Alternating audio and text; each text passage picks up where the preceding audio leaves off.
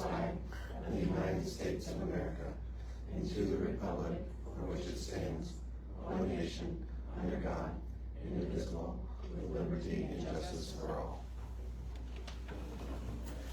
Okay, public forum, I think it's Annie.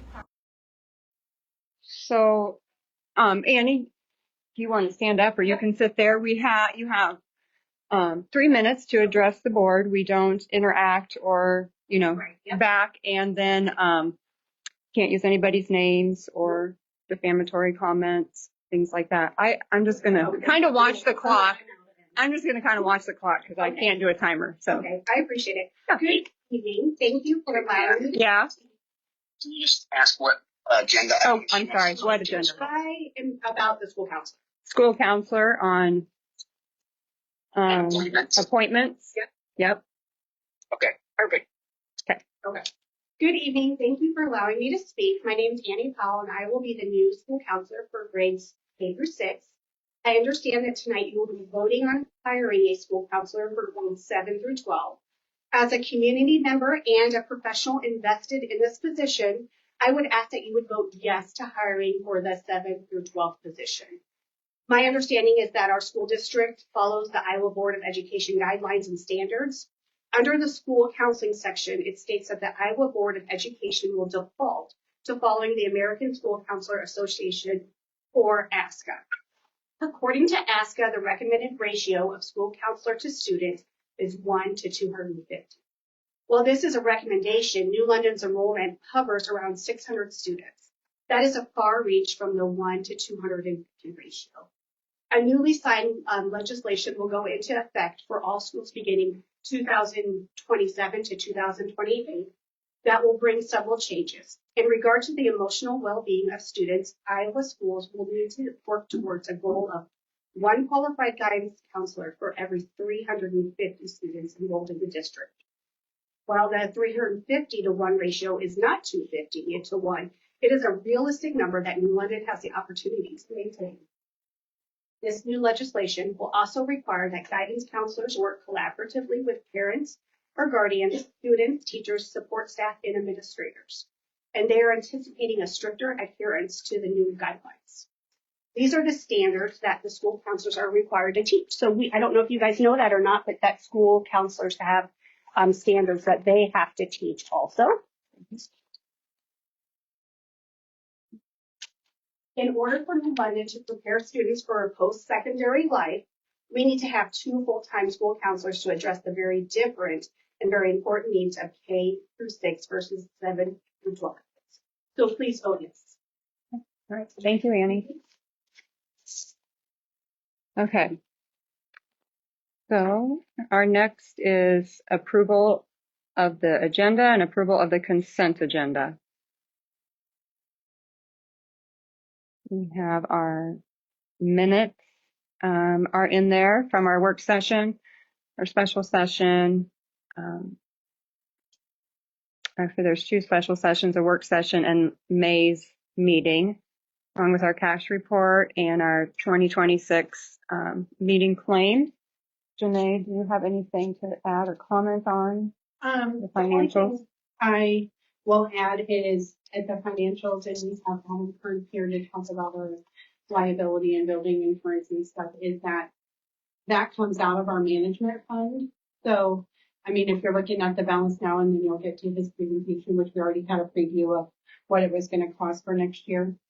Just letting everybody know that you wouldn't be surprised to see it in like probably August, that we're going to have a negative balance in that account, and that is typical because we kind of prepay those all at the beginning of the year, and then we're backfilling that with taxes. So we levied for $362,000 on the budget for this year, so we'll have more than enough to cover it. But just wanted people to know that in the future going forward, you're going to see a negative number there, and it's not a bad thing. It's just because we prepaid. I guess we have quite a lengthy on if we want to do A and B separately on here, because we have minutes, claims, financial report, and then we have resignations and appointments. And there's a lot on the resignations and appointments.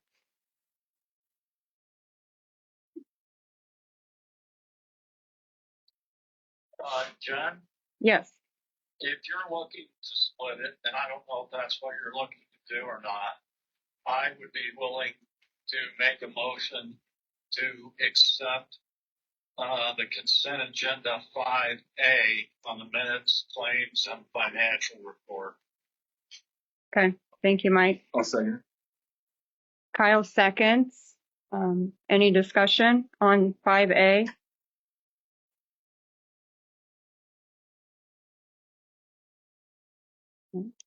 All in favor of approving minutes, claims, and financials reports, consent agenda 5A? Aye. Jess, did you vote? Yes. Okay, sorry, couldn't hear. Okay, 5B, resignations and appointments. Mr. Walls, I don't know if you want to speak on any of this. It's quite a lengthy attachment here. Yep, I can talk on it real quick. The first few positions are positions that we were filling. So an elementary teacher, as we kept 3 sections moving into 2nd grade. So that is filling the position of that for 3 sections still.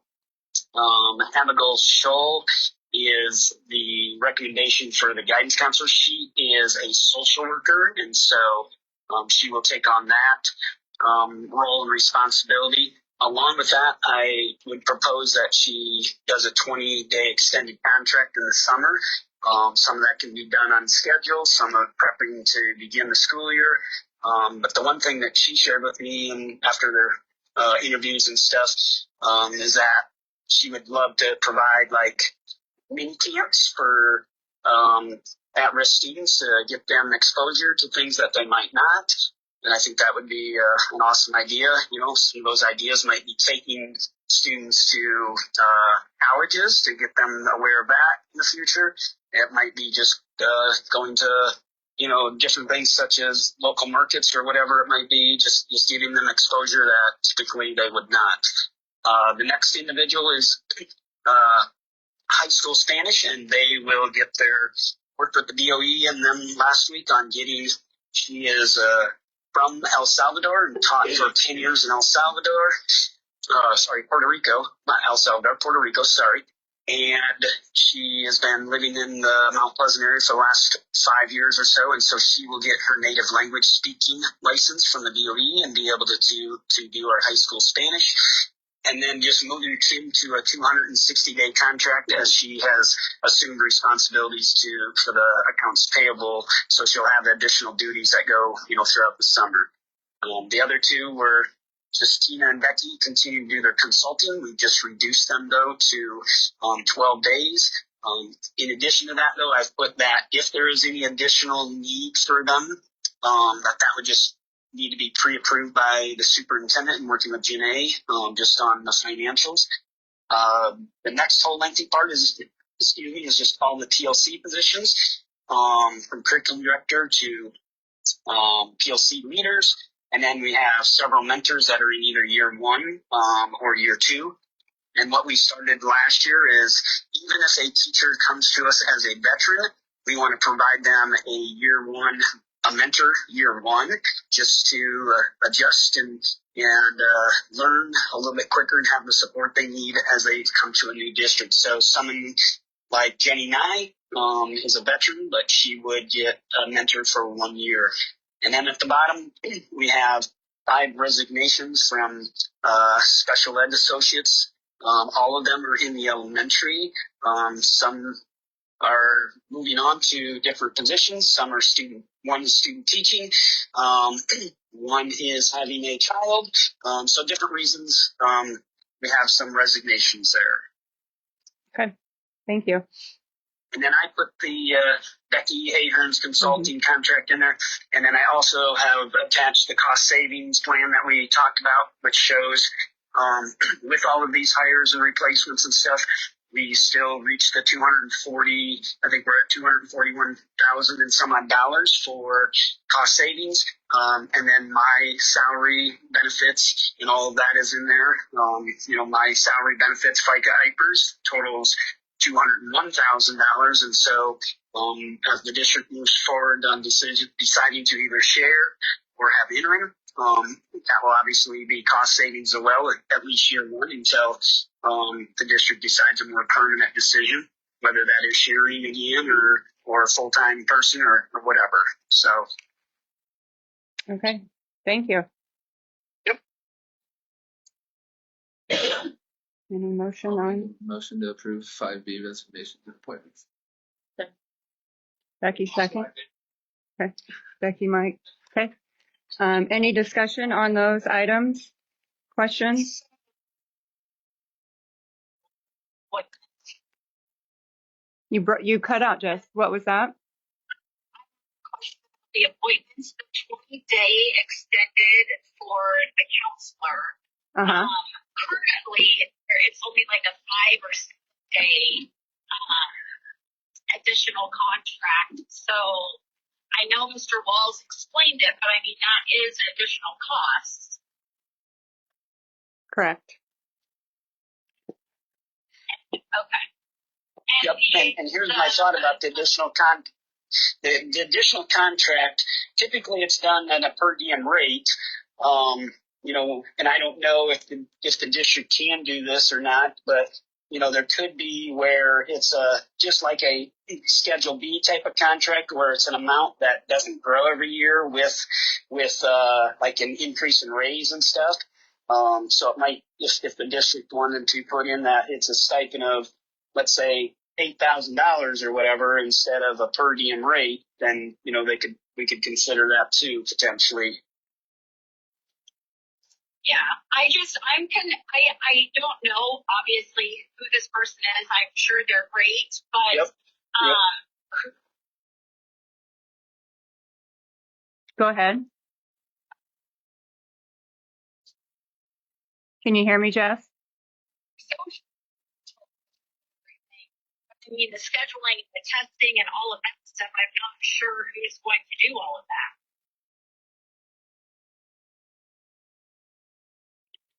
Chad? Did you hear a I question? didn't hear all of it. So is Mr. Kraft in the room? I don't know if he heard on some of that, but I guess she'll do a good majority of everything, just like a guidance counselor is. There will be some support, obviously, with those things. She might take on other roles. So like they have started a behavior team. So she'll look at sort of the high school 9-12 behavior team type of, she'll be the leader of that and oversee that and just make sure, kids are, doing the right, making good choices and doing that type of stuff. Mr. Kraft will obviously continue to assist a little bit with scheduling. Allison has in the past helped with like the scholarships and stuff. So, she is capable and able to do, predominantly, everything. Her biggest support, will be a little bit more of the mental health type of support, as well, that continues to grow in the schools. Right. Okay. Okay. Okay, we have a motion on the table. All those in favor? Aye. Aye. Aye. Okay, unanimous. Okay, reports. We have elementary K2 data presentation. Yeah, and this is actually going to be K1. K2, I think, was a misprint. Oh, okay. Yeah, it does say K1. And the reason we're choosing to focus on K1 is because, I'm sorry, Becky, here. Or here. You're totally behind you. And the reason we chose to focus on K1 is because of the steps that the K1 teachers took this year in implementing a new curriculum. We are so very proud of the work that they did and that their students did, and we just wanted to be able to highlight what they've done for you. So Becky and Todd and I are all going to take turns talking about their work for this year. So this healthy indicators piece is not just scores. It includes things like attendance, behavior. It looks at a whole array of things that creates through some sort of Department of Ed magic, this healthy indicator thing. So in 2004, 2005, the spring, this was where we were at, 63% for math healthy indicators. Not super awesome. So when we jump ahead to this year, at the end of this year, we're at 82%. So we've increased 19 percentage points. Now again, that's not just, it doesn't just look at the academic things, it looks at a whole array of things. So when Becky talks about literacy numbers, this number is going to be different than what Becky talks about because Becky's only talking about academics, only fast. So math, they did an excellent job. Literacy, very similar. At the end of 2024, 2025, 60%. Take a look at the numbers, not great. At the end of literacy, is it exactly where we want it? Or at the end of this year? No, but we increased 11 percentage points. So I think a clear indication of the hard work teachers have done throughout the school year. And those are ranked as far as who's the highest. So kindergarten is not ranked in chronological order. So it doesn't perfectly match up apples to apples. But just a look at the work that the people at Clark are doing and achieving.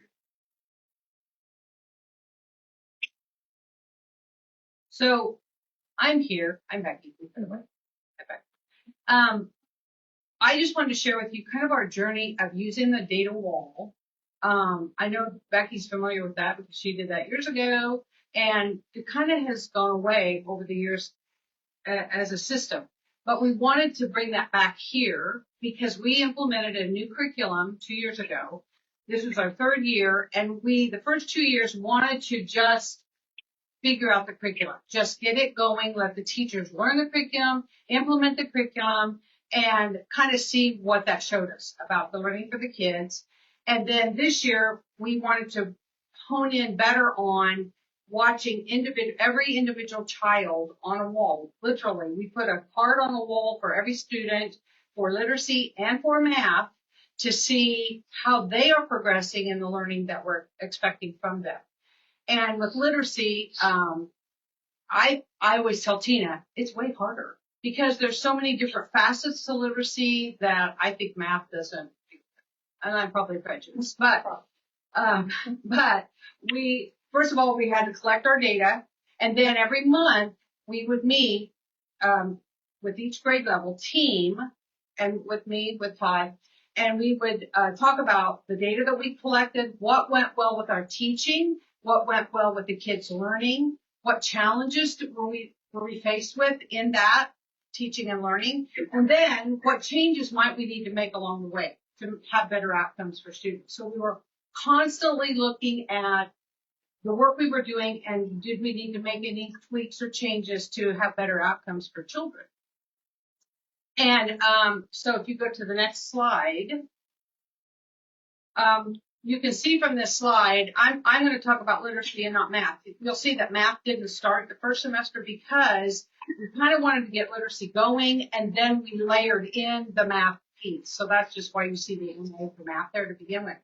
Interestingly, in kindergarten, we really intended what this shows, what you're seeing up here, first quarter letter ID, which is learning to name the letters, learning to give the sounds for the letters, along with concepts of print, which isn't even on the board. But kids have to learn that a book goes from left to right. They can read from top to bottom, that there's a lot of things around learning to read. They need to learn to write the letters as well. We intended to spend the whole first semester doing that work. Surprisingly, we got to November, and as we were looking at our data, we said, oh my goodness, they already can do it. So we then, and the change we made was we had implemented UFly this year as a foundational curriculum for the kids, because after 2 years of doing the work, we realized our curriculum is good, but it's not moving fast enough for our kids. Our kids can learn faster than that. So we put it in place, we layered that on top, and we realized the kids had already learned it. So we made a shift right away in November, and we were able to move then from just naming the letters, saying the sounds for the letters, and writing the letters to actually reading words. And second quarter, we switched up on the data wall for kindergarten. That worked. By third quarter, we were able to look at the kids reading in sentences, and by the end of the year then, we were able to look at the kids reading actual passages at the kindergarten level, which is very exciting for us because we hadn't gotten that far before with the kids in kindergarten. That had been one of our frustrations, was we knew they weren't getting as far as we wanted them to be able to be. So in math. Yeah, and so by developing these focuses from the beginning of the year and then being willing to adapt to change, we were really able to focus it and do that work. And so once we jumped onto math, and Tina really wanted to be here, but she's on an airplane also and headed back and couldn't quite make it back in time. But they chose to jump onto number recognition, third quarter, and then adding numbers 1, 0 through 5 in the fourth quarter for their focus. Mm-hmm. And here are their outcomes. So if you look at reading, that's pretty darn impressive. 27 out of 28 of our kids in the spring were able to read accurately a grade level passage at the end of kindergarten. Now, I will tell you, 96% is a little higher than what the FAST data says. I personally we had 3 nonverbal children with autism, and I took them out of that because we can't test them. They're nonverbal. They can't, do that. So that reflects of the 28 children that were left, we only had one she was close, but she was not quite as accurate as we would want. So that we know that going into the fall for kindergarten, they are sitting very well. They've learned to read short vowel words and in passages, and they're going to be at a better place actually to start first grade than what we had before. We were very happy about that. On the right of this is our AMAS scores. We moved from 11 being proficient to 16 being proficient, a 48% to a 55%. And we know that that's not high enough. Later on, we're going to show you some things that we're going to focus on in order to bring that up even more. We're very proud of the growth that they made, but we know that that's not quite enough yet. So we'll share that here in a little bit. So this is going to be kind of at the end of the year, we sat down and we talked about what is it we want to do for next year? Where do we think we see the focus being for kindergarten students? And you'll see we've kind of now aligned it with what we ended up with at the end of this year, which is being able to identify letter names and sounds by the end of the first quarter, being able to read short vowel words second quarter, reading in sentences by the third quarter, and also by the fourth quarter, reading that entire text. We're going to layer in a couple of things. It says comprehension there. We're gonna follow that all the way because that's very important. And the other layer will be writing. We certainly did the writing, but we didn't track the writing like we did the reading. So we're layering in a couple more pieces with that for next year because we think we're ready to manage that as well as a data focus. Okay, and then for kindergarten, we're going to hit the ground running this year. We're not going to wait until second semester.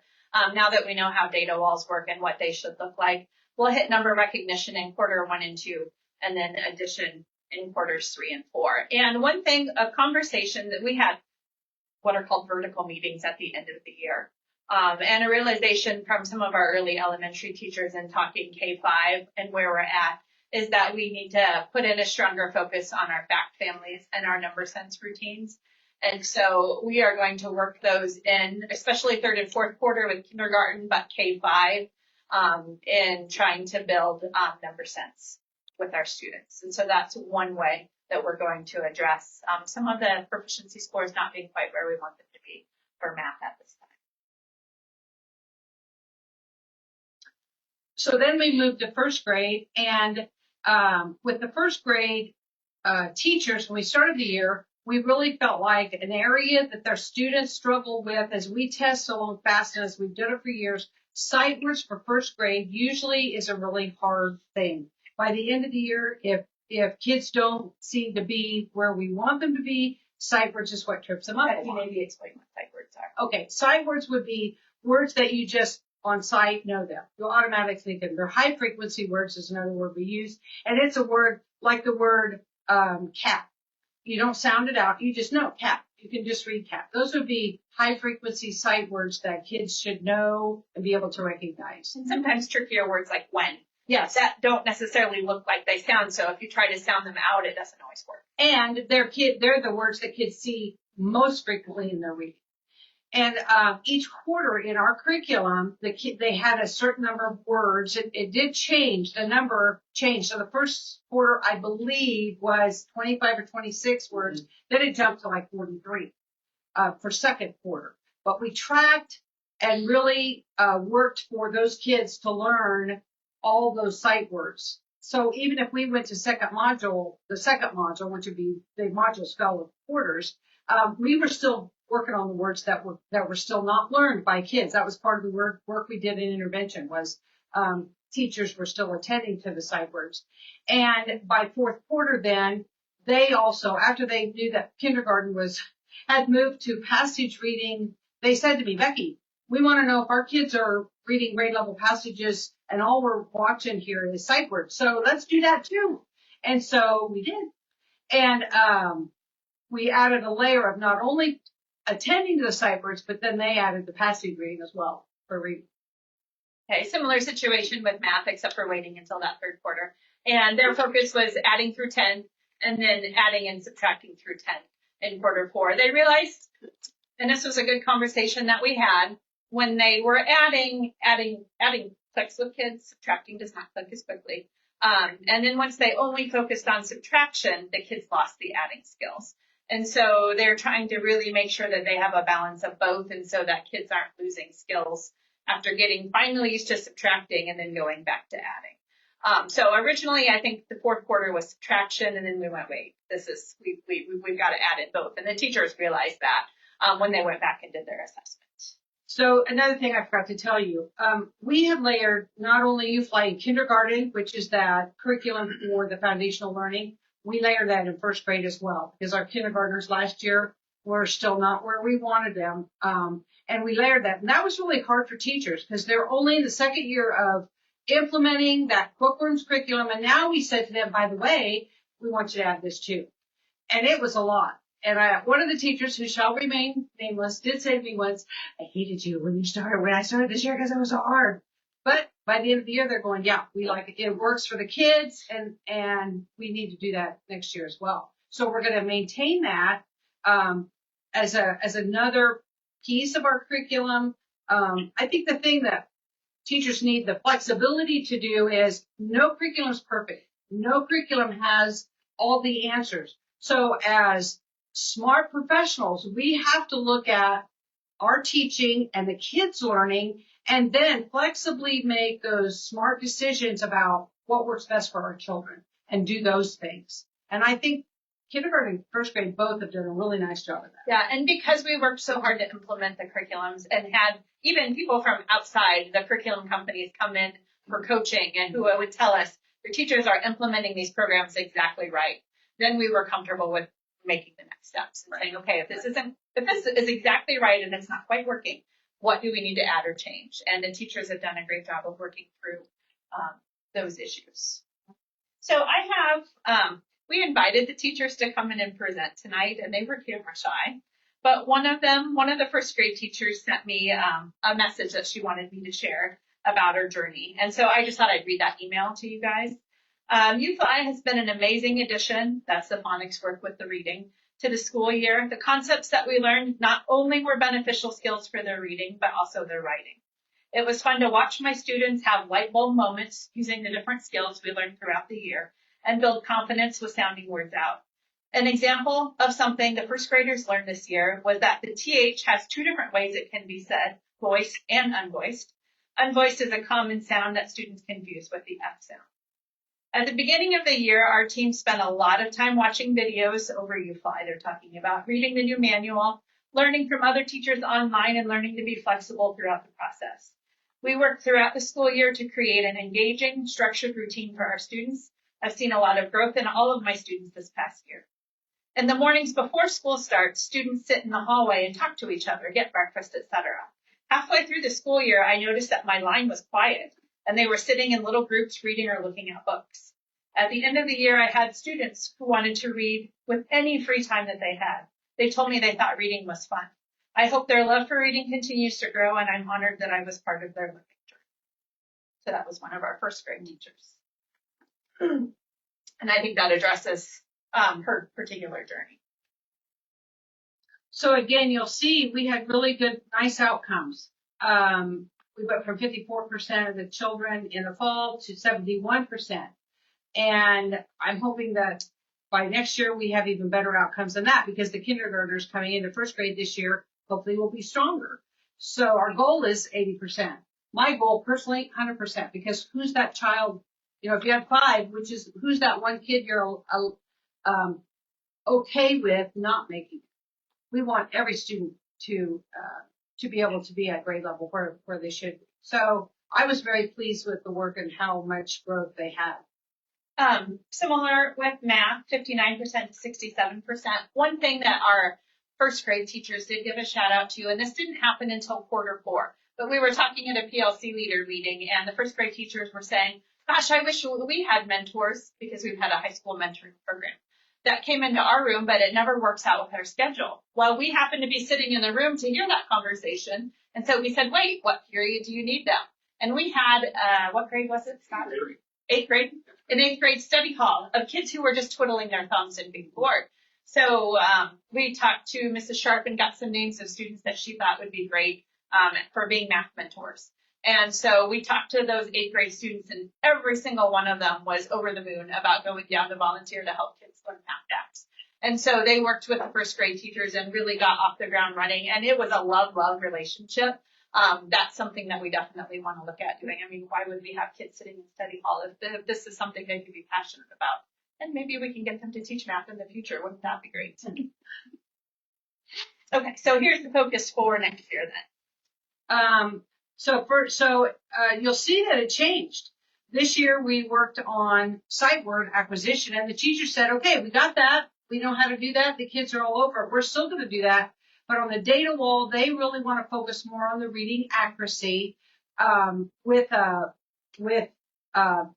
kind of a focus on those things at the right-hand side. So the first quarter, short vowel sound reading, which is what kindergarten ended with, reading more fluently second quarter with expression. Notice I'm not saying fast, because the FAST system that we use that's mandated by Iowa wants speed, and that creates some issues. You get kids that start reading fast that have no clue what they're saying. They just know they got to get a whole bunch of words out of their mouths, and that's really not fluent reading. So we want kids to know from the very beginning to be expressive, to use phrasing, and then comprehension as part of that. Expression and phrasing, prosody is another word we use around fluency. When children do that correctly, that tells you they're comprehending, because they speed up or they slow down or they say something with emphasis or they're excited or they ask a question and they're reading, and you know they're thinking about it and they're comprehending, which is the goal.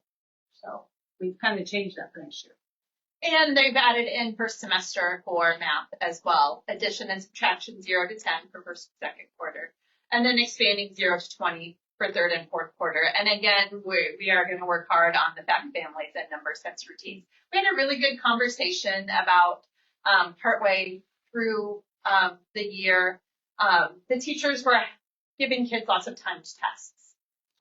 And we had a great conversation. Is the time test better, or is math, would it be better to do more math games and some fact family kinds of exercises? So that's something that these data walls have allowed us to have really good one-on-one conversations with teachers about specific students and what might work for them the best. It's been a wonderful process. So our next steps then, we're going to continue and expand data walls. We're going to start right away. We're also talking about, for example, the high school students have to all pass the civics test next year. It's mandated by the state. In order to graduate, you have to get 70 out of 120 questions correct. That would be a great place to use data walls to make sure that our students are ready to go in passing that civics exam for next year. We want to begin the year with UFly. Writing Revolution is a piece that we're asking our PLC leaders to read over the summer. It's a book. It really goes along well with our bookworms, but maybe gives teachers some background knowledge on writing skills that they may or may not have. And we have noticed for the first time ever in last year's ISAF data, grades 3, 4, and 5, the literacy test all agreed that writing was the lowest skill. Usually I'll get one grade level is writing, one grade level is comprehension, one grade level is vocabulary. But showing that 3, 4, and 5 all being low at writing really gives us the ability to focus in, and Writing Revolution should be the book that we can use to close the gap. And then the 15-day challenge is something you're going to be hearing about from us over the next several weeks, the next few months, the next school year. It's really a way to make PLCs a part of unit planning. We've got a lot of conversations and a lot of education we're going to have with that. We have a speaker coming in August. And so that's going to be a big piece of talking about data and unit planning. And then expanded math fact fluency focus, which we've talked about. We're going to expand that mentoring program as well. And then obviously the movement of 6th grade down to the elementary building. They have already been using Eureka Math, the same math program. They've already been using Bookworms, the same reading program. But how do we include them with the elementary building and the data walls and getting them comfortable with all of those things? You guys have anything else to add?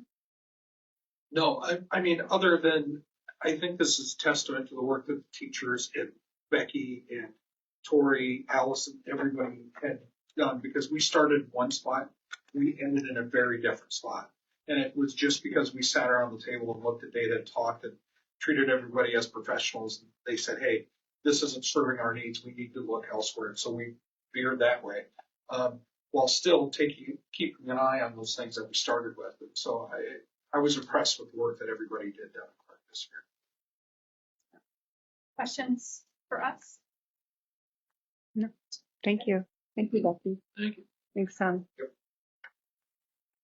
Okay. Board business. Next up, property and casualty insurance. Adam. So I saw in your packet, you had 2 attachments. We're going to focus on the big one. I'm not going to go through everything.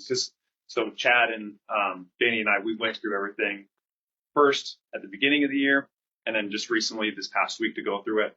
But the pricing is different from the single pricing page and then the big packet. So we're going to look at the big packet's pricing page. The good news is the big packet pricing page is down compared to the other one. Not much, but it's a little bit. Okay. So I'm going to hit high level things. Stop me if you have questions, concerns. Going to just walk through where the numbers are coming from and why there's the increases. Again, probably reiterated from the past meeting that we had. But I'm going to hit just the big numbers that are sticking out. Okay. So property. Overall, they went up 10%. 4% of that is due to inflation guard. So every insurance policy should have at least some type of protection as values continue to increase to rebuild. You're going to want to have those protections. So it went up 4% for that inflation guard. So of that 10%, 4% of it is just our building values going up to catch up or maintain the cost of building, okay, as inflation goes up. In general, not for just for rebuilding. The other item, yes. Jump in real quick. Absolutely. You had mentioned in our meeting that price had actually gone up even considerably more than that, but you had worked with them to reduce that a little bit, correct? Yes. EMC had attempted to increase, I don't have the exact numbers, but I think it was about $50,000 more than what is on your page. And we went back to them and said, this is not possible. It's not what you communicated to us. And so we renegotiated that back down. The other big item is on the work comp. So that went up 60%. Of that 60% increase, 54% of that is due to our experience mod. And just a quick reminder, our experience mod went from 0.9 to 1.44. That's all based off of our own history with our specific claims for the school district. So as we have more claims, that experience mod goes up, unfortunately, and that's going to stick with us for 3 years. Okay. So just know we're going to see this, unfortunately, for at least 3 more years. We hope no more longer, just because if we have more claims, it'll continue to trail because it's going to go back the previous 3 years. Okay. So that increase is 54% due to those claims.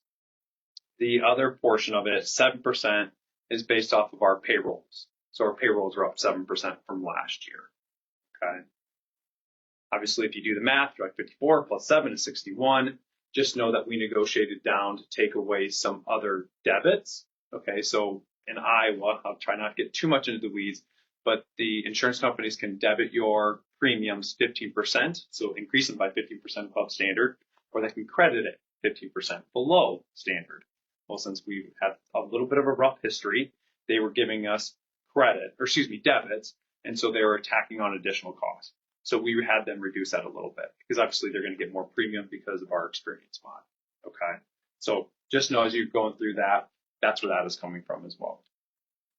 Overall, when we look at everything, the biggest thing is the overall premium went up 16.6%. Okay. Majority of that again is from our work. I won't touch on the storm protection fund because I see that's next on the agenda. But any questions for myself in regards to the policy? Chad, anything else you'd want to add? No, I just, like you said, the workman's comp it takes a 3-year period. So this year was better than last. And so, yeah, like you said, we need 2 more good years in a row to then get back to where we were, a while back. So. Okay. Jess had a question. Just continue to make good decisions, when you're working and things like that. Okay, Jess, go ahead. Yeah, was there, so this is the second of a 3-year where the comp went up that much? This is the first year, Jess. Okay, so we must have had some kind of accidents this year? So it wouldn't be this year, it would have been the previous year. Because previous year? Yep. Okay. The experience mod is going to exclude the current year and look back 3 years. And so we can get some more specifics if you would like on what those claims are and what they attributed to the mod, if that would be helpful. Well, I know that EMC offers on-the-job training, and they're experts and agents, or not agents, but they're people can come in and do like trip, fall, hazard. I think kids to have something like that. Again, if our work comp premium went up 60%, that's incredible. Yeah. So just for the board, for a little bit of history. So Hub also has experts that can come in. We've been on site twice in the last probably 4 or 5 years. And then I believe EMC came, was it this year, Chad, or last year, when they had came and walked through, and they also did a bus study and stuff like that. I can't remember. Yep. We did that last year because we changed our routine of pickup of students. We made that shift last fall. So yeah, not this last fall, but sorry, the year before. Yeah, but we can definitely request for EMC to come out, just do a walkthrough. I would love to say we have a trend of claims. Unfortunately, our claims are coming from all over the place, from stepping off desks to slipping over a box to tripping over this to I think we just have to continue to stress the importance of a safe work environment. Because the last thing I want to do is have you guys pay insurance premiums when it can be going to what the previous folks just talked about, of educating your students. The last thing I want is for you guys to spend money that you don't need to. So does the culpability always fall on the school?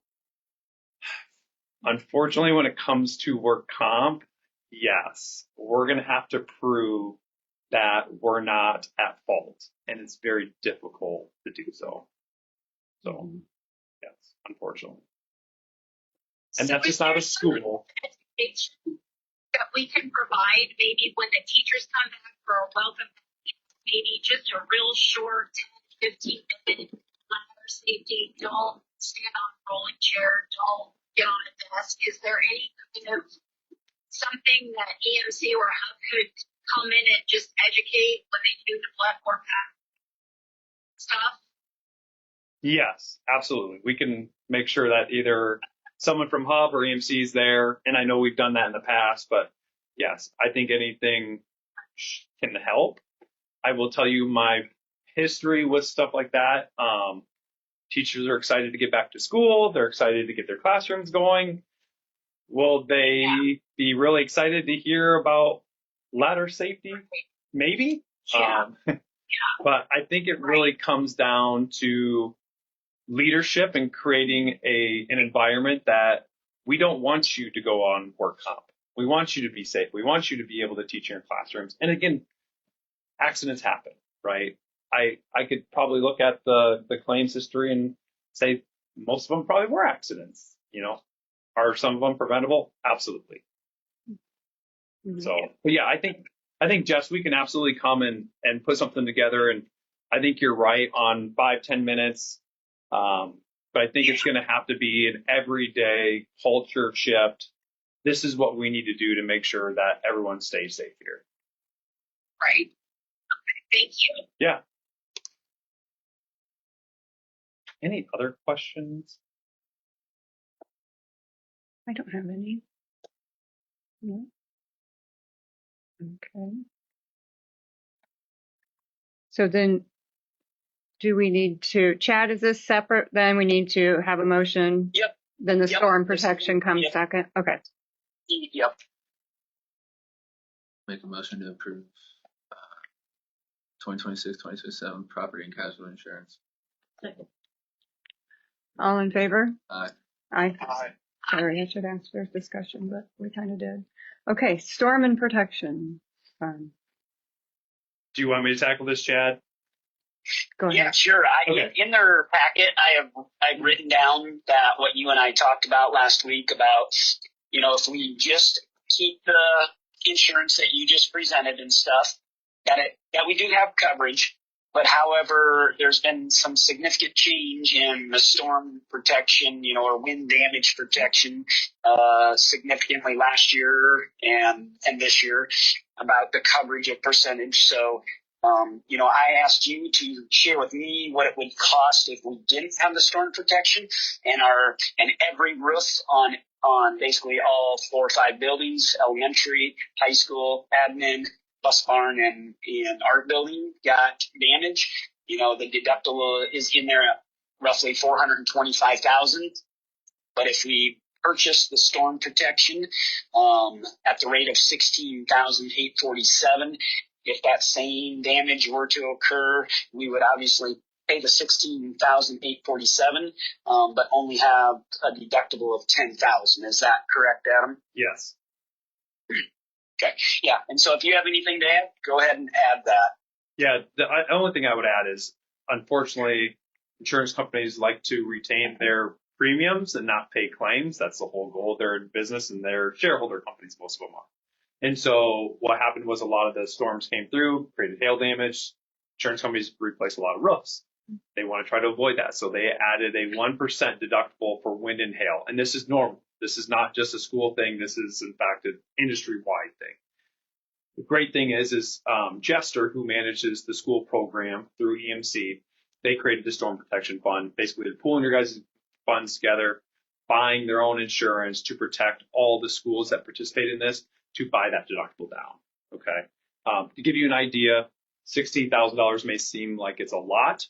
There are insurance products out there that we can buy this down. To give you an idea, we have a hospital that we did this for. They were going to have roughly about a $600,000 deductible.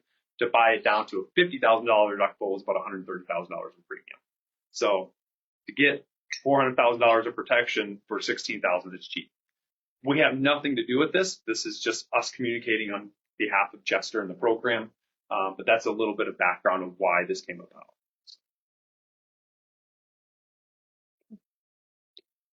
Any motion on storm protection fund? What is the premium cost of that, Jen? $16,847. Okay.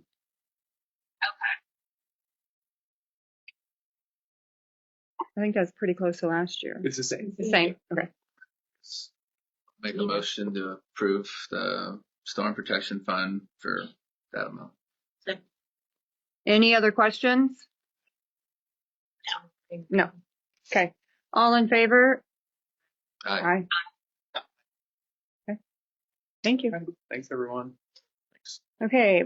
Item C, certified contract amendment, action item. Chad, do you want to do this? You want me to read this? Okay, go ahead. Yeah.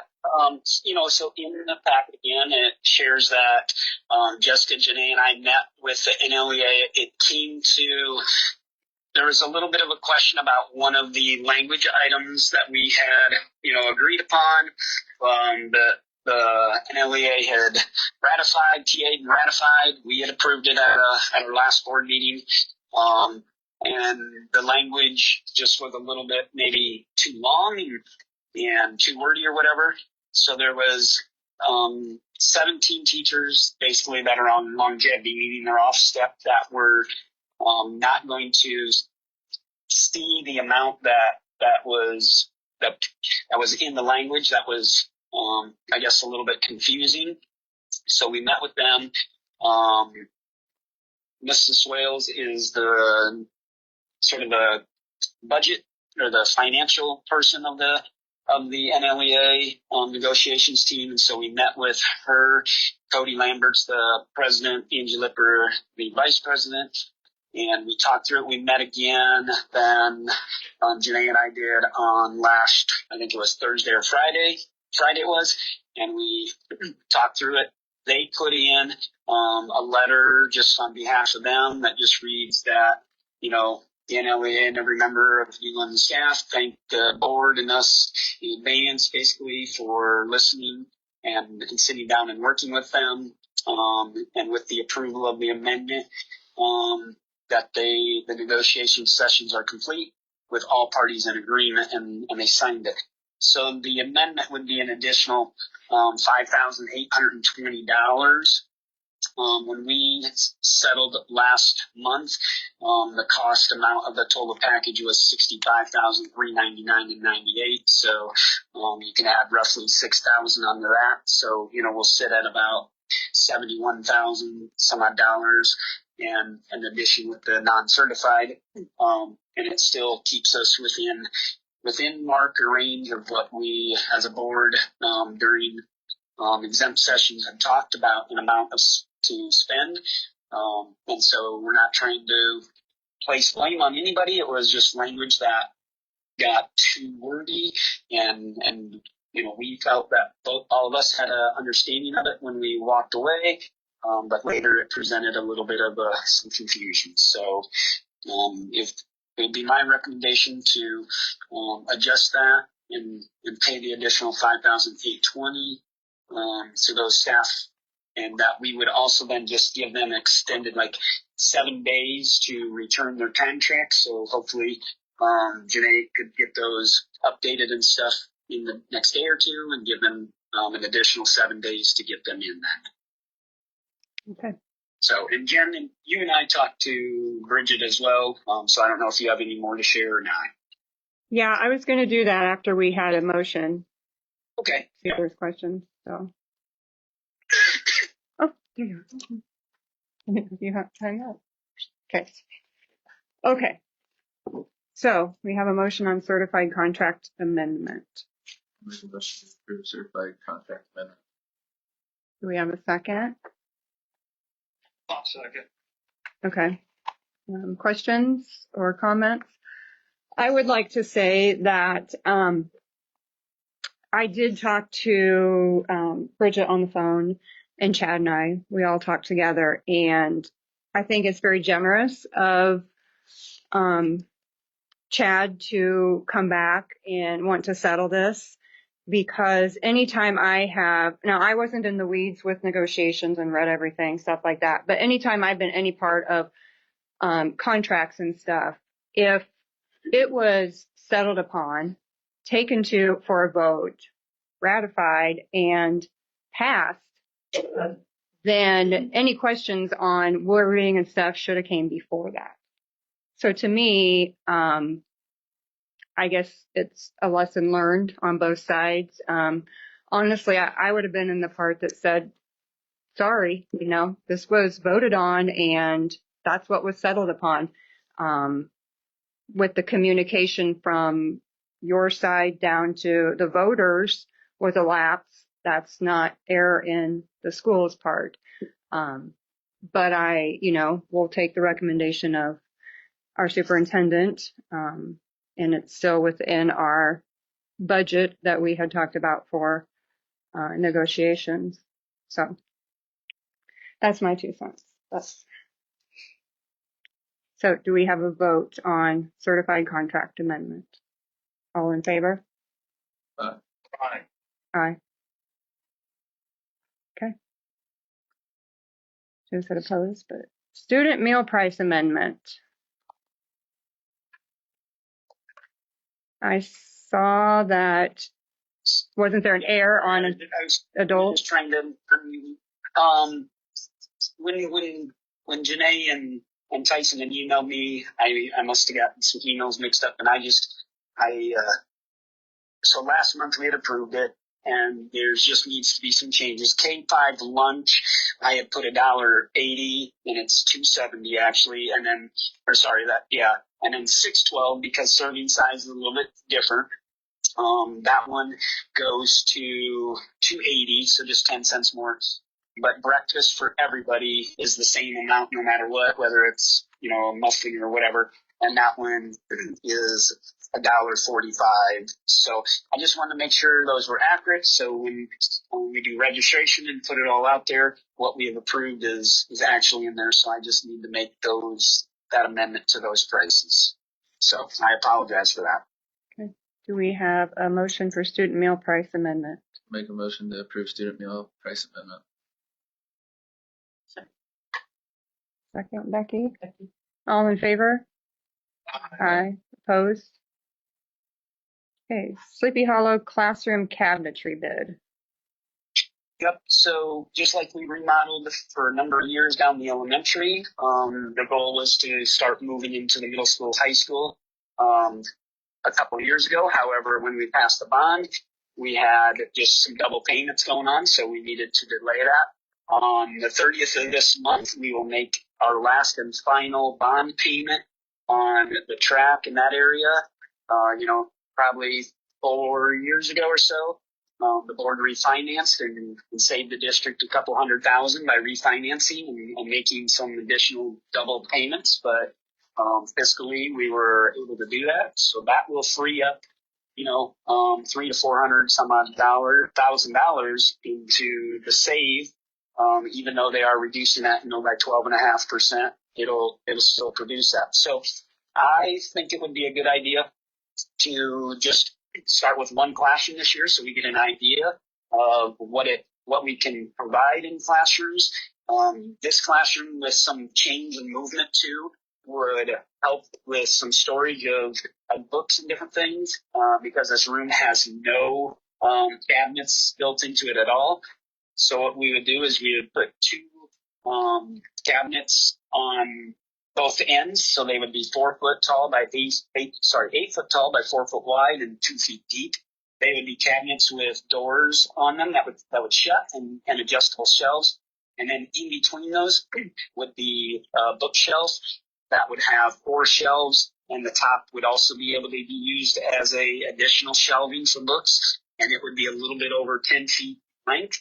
So it would obviously be able to store a significant amount of books. This cost is just for building. So we would I would work out some installation, that, or whether someone could do it on site ourselves, or if we would have to hire. But I only have Sleepy Hollow as a bid. The reason they're the only ones is they're the only ones that make a product like this, meaning out of real wood. Most times if you get a bid for the same type of stuff from, Menards or Lowe's or wherever, it's going to be, more of a press wood. We have all of our cabinet in the district through Sleepy Hollow. Anytime we've had any need for fixes or whatever, they've been really good at coming and helping us with those. So that's why I only have one bid, even though it is over the $5,000 threshold.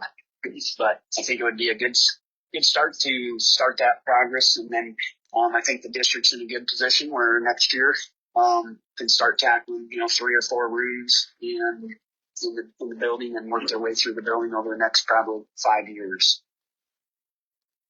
Okay. Thank you, Chad. Any motion on Sleepy Hollow classroom cabinetry bid? I'll make a motion to approve Sleepy Hollow classroom cabinetry bid. I'll second. Any questions or discussion? This is for your room also. I think it's Cam. Jim Cam. Check. I think so. Chad, whose room is this for? What?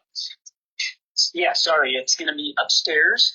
It'll be Jen Campbell's. She just moved upstairs to a new room. It was Stephens Meyer's old room, where the little room that has the little door to the closet, or whatever. Yeah. That goes up on the roof.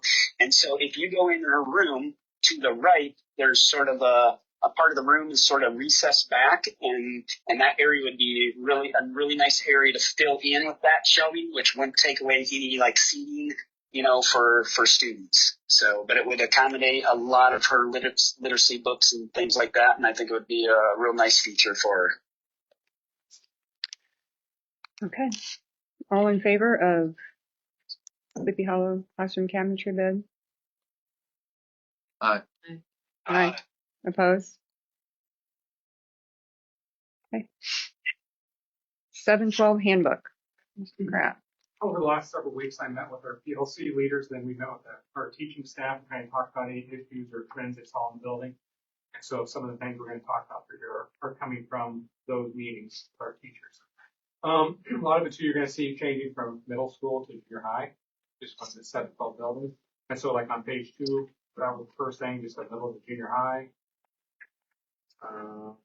Page 4 is Mr. Walden's name is in there currently, so whatever's decided will change for our equity coordinator.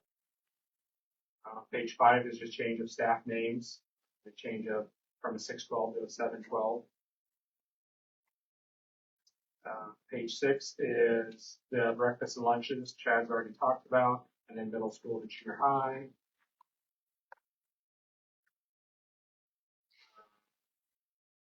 Page 10 is middle school to junior high once again. Page 11 is change of staff, coaching staff in middle school to junior high. Page 12 is when the building opens, when teachers' schedule day is. One change you're going to see, I talked to Matt Barber, who is SAI authority that we talked to that gives us free advice on different things. He suggested like that when a student accumulates 10 unexcused absences per semester, that's when we could drop them from class. He said most schools are in the 8 to 10 day range, closer to 10. And then also all work assigned during non-excused absence only be able to receive a maximum score of 2.5, 70%. He suggested schools could reduce that to 30%. So if a student is not here, they're unexcused, there is a reduction in their work day. But trying to really, one, with the hiring of the social worker, hoping the tier 2 and tier 3 stuff Chad talked about, but also through the importance of being here, and there is some consequences for not being here. Page 15, middle school to junior high again. Also, intervention time. All students must first check in with their advisory group. We started doing this in our middle school, and it really helped with some attendance issues, and so we're going to carry that all the way through the 12th grade. On page 16, once again, with that unexcused absence, if a student skips intervention time, they must complete all corresponding redos before or after school. So we won't call them in for another intervention time to redo it. It will be done before and after school, kind of on their own time. We gave them an opportunity. Now the opportunity is they need to come in before and after school. Page 17, once again, middle school to junior high. That's page 18 as well. Detention time on page 21, just fix it since we went to the 3:20 exit time. It's now 3:24 to 3:50. That just reflects that.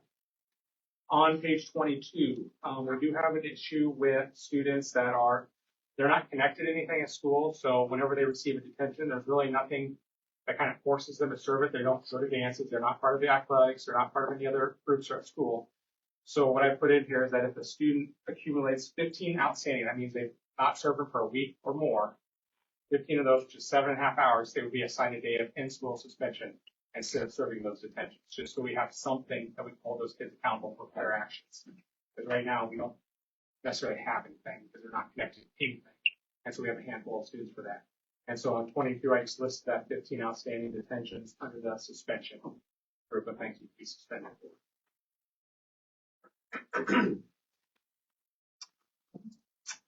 Page 25, our staff really wanted in about fidgets. Fidgets became more of a toy than necessarily in some cases of a necessary piece. And so they wanted to leave that up to the classroom teacher, how they're going to handle that. But we did have to start even taking out some of them, like the Nidos this last year at the end of the year. The new trend was they were cutting them open and that slimy goo would get on stuff and just sticks to everything. It's terrible to clean up. So we had to even limit some of that starting at the end of the year. Backpacks. We've not allowed them in the middle school. They've always got to keep them in their locker. In the high school, now they wanted the opportunity to say, in my classroom, I'd like them put here, kind of thing. And so they just wanted that in there that they could kind of dictate what the students could put them in the room. High school students will still be able to carry with them to the room. And then our food and beverage policy on page 26, we've always had it. That was supposed to be a snack size. So this is more definitive on it. It said all food items must be consumed during passing time, i.e. either lunch, unless you're assigned to a study hall or the commons for the period. All drinks must have a lid, so we don't have any kind of messes. And beverages and cans are not allowed during the school day.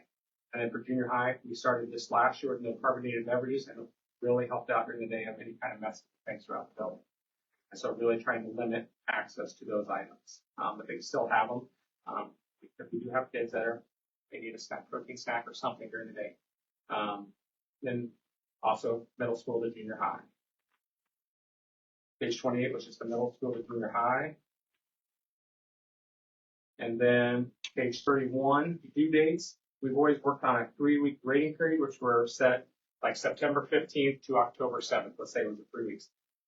When we talked about it as a staff, sometimes that can give too much time because it depends on where it fell in the grading period. You can have technically 6 weeks if it fell on the first day of the previous grading period. So we worked on it. They want it from 3 weeks from the due date, the original due date. That's how long you have to do your reviews or get things turned in. It worked to help with the teacher and all those things. And then the second part is just taking out the language of going from the second grading period to the third grading period. That's all the change I had. Questions on any of those items? Do we have a motion on 712 handbook? Make a motion to approve 712 handbook. Awesome. Becky, second. Any discussion? All those in favor? Aye. Aye. Opposed? Okay, Clark handbook. Yeah, I'll do the Clark one. The second page just listed the Leader in Me, the 7 habits. That's something that we have been transitioning from the PBIS to the Leader in Me things. The 5th graders have led a lot of the assemblies that we have, the monthly assemblies, and those are the things that they do. Actually, I should say each grade level picks a monthly assembly. So we've had kindergarten kids talking about being proactive. I just wanted to include that because that's a change from what last year's looked like. Teaching staff, when we get down to Clark Elementary School 2026-27, there's several changes. Molly Smith at 2nd grade, Kristen Carrillo at 6th grade, Shane Barron at 6th grade, Brooke Harris is going to be a resource that will start in November, and then Evelyn Ruiz will be our 3rd 5 music and band teacher. Don't have any new support staff, but I crossed my fingers that we will at the beginning of the school year. And then on the next page, I've just included a brief synopsis about what the Leader in Me actually is, where it comes from, and then, we encourage parents to talk about those things at home. The policies, student attendance, we're scooting our day up, so 8:05 is going to be our tardy instead of 8:15. Our first bell is going to ring at 8 o'clock. A little further down, not verifying absences, but daily schedule for Clark students. The doors will lock at 8:15. Last year they locked at 8:30. And also I've got in there that if your student is late, that we ask that you report to the office, and that school staff will make sure the student makes it to the classroom. Got some feedback that people were uncomfortable with parents walking through the hallways. Now, granted, the first week of school with kindergarten kids is going to be a little bit different because I think the kindergarten kids are moral support for the parents more than the parents for the kids. But after that, definitely it's going to be that the expectation will be that the parents bring the kids up to the office, walk them down. not much change. At lunch, we've got the new prices in the lunch. Iowa Core and Need to Knows are similar. New dates for student conferences. Testing program right below it has 6th grade highlighted because now we're going to be K6 at FAS and ISAS. Scroll down a couple pages. Visitation policy, just that, we of course want parents to visit classrooms. We ask that you contact the office, contact the teacher before you do so. And if at any time the visit detracts from the school day, we're going to ask the visit be cut short. That stops completely. But in the past, we've had people bring stuff for show and tell. I mean, I think we had a cow, we've had a goat. There are things that people have been able to bring that some of our kids would have never had the opportunity to see. And we typically try and have those at the end of the day to give opportunities to all of our kids. Field trips, nothing. Dress code, about the same. Through the one thing, I guess, I don't know if it's changed. I know last year, with whether my child should stay home, we talked about that. Lindy Williams is considered a medical professional. So if she sends a student home, that would be considered an exempt absence. It wouldn't count against the student. But we've also had instances, and it's mainly up to, I'd say, middle school, high school, where a student will come down to see Lindy and she'll go, "You're fine, go back to the classroom." And they'll call mom or dad, and then mom and dad will call them in and say, "No, Sally's coming home." Well, if our medical professional is not sending you home, that would be considered non-exempt. So that would go towards chronic absenteeism. Yep, truancy. Didn't really have a problem with that at the elementary. And then there's a couple spots in there where the middle school, high school counselor was the contact person, like for a level 1 investigator under initiations, hazing and bullying. And so that's just highlighted because we didn't necessarily have a person. So there's a couple of those. I think Chad, there's some spot where Chad's highlighted for the equal educational opportunity, the equity coordinator. Yeah. So changed on and I didn't highlight this, I should have highlighted this at the very end, where it talks about school cancellation. Added district Facebook page and text alerts. I think I can't even remember what one of the radio stations were, but Chad said I haven't reached out to them for years. And sorry, I apologize too. We have to add in August, both of us have to add in class removal. The law just changed, and so I reached out to Matt Carver and Dave Gotten. And so they didn't have a sample policy for it yet. It just happened not too long ago. So we'll bring that back to you probably in August. If they'll give us a sample policy, we'll have to write it together. And so that'll go for the party once that comes. Okay. Thank you. Okay, we need a motion on Clark handbook. I'll make a motion to approve Clark K6. I'll second. Any discussion? All in favor? Aye. Aye. Opposed? Okay, 4-year-old preschool handbook. 4-year-old preschool, there's not a whole lot of changes on page 7. The hours are going to be different. But we typically, when I say hours, the hours aren't going to be different. The days that they come are going to be different. Because in the past, we always had Wednesday off. Well, it's going to be having Fridays off. Because it doesn't make sense that they would miss half of their preschool days. So that's the main change. It's just Monday, Tuesday, Wednesday, Thursday. And then on Friday is the time that Riley Pop will have an opportunity to disinfect the rooms, catch up on all of her paperwork, all of her assessments, loading into the creative curriculum. So, and the goal. The numbers that you see behind there, that matches with the stuff that I have to report out to the Department of Ed for the preschool desk audit. That's why those are there. The QPPS 9.2. That's what that matches. There is on page 13 a paragraph highlighted about providing snacks. We have to provide snacks for our preschool kids. We, of course, ask people to bring them in, but if they choose not to or they can't do it, can't force anybody to do that. So that's something that we have done. I know Riley has reached out to our food pantry once in a while to make sure that we have enough snacks for all of our kids, which is a great resource. And they've been wonderful to work with. Mike and Corey have been really great to work with for that. Just something about milk cartons, not a big deal.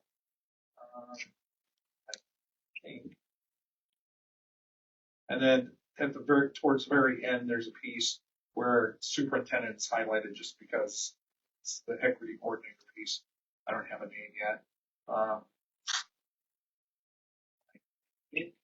That's it for preschool. Okay, thank you, Colin. Mhm. Motion on preschool, 4-year-old preschool handbook.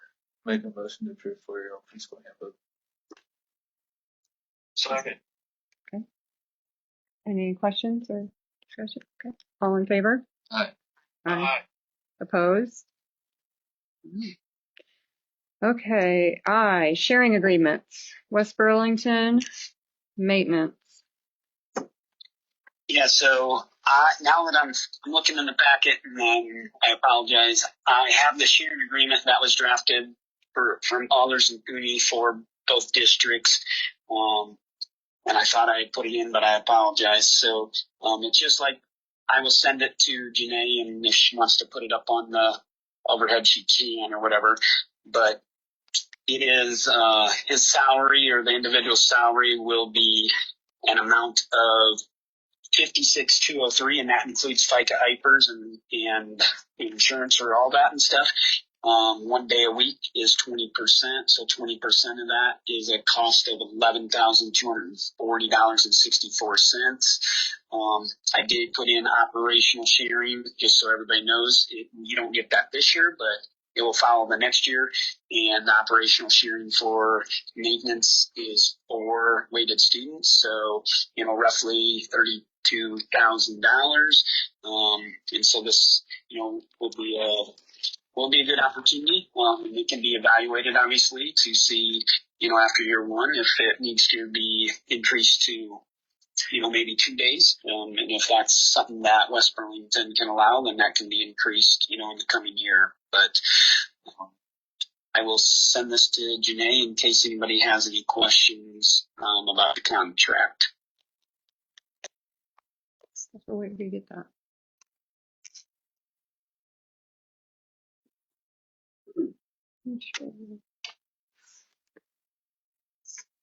No, not yet. Okay, well, we can make a motion and then discuss. Make a motion to approve West Burlington maintenance sharing agreement. So, I'll second. okay, questions, discussion? I just think West Burlington is a little further away. Sorry about that. For this particular position, we haven't advertised here to try to get someone of our own. So sharing again would kind of be like a side gig of whomever. And I don't mean to disparage the position whatsoever, but I just think that yes, a lot of things are hired out. If we have a plumbing problem, we call Roto Reader. If we have this, that, or the other, I just think that it's an important enough position that it should be someone that was at least close in case we had flooding going on right now, or if we have some type of emergency of some sort, that there's someone here that can deal with it. Yes, we have our custodians. They work all kinds of different shifts and they could help when necessary, but I think that we're really kind of going to be at the mercy of this person if they're coming all the way from West Burlington and they're not even here full time. Kind of again, like with how we talked about sharing a superintendent, not at all that I'm opposed, and that's a different story, but are we going to be somebody's second fiddle, for a while? Like we're not there 100% focus. And especially in the summer when we have all of the projects going on, I would think that we would want somebody here in the summer on site coordinating everything or lending a hand to do things and not just, we're going to be there 1 day a week. That's my opinion.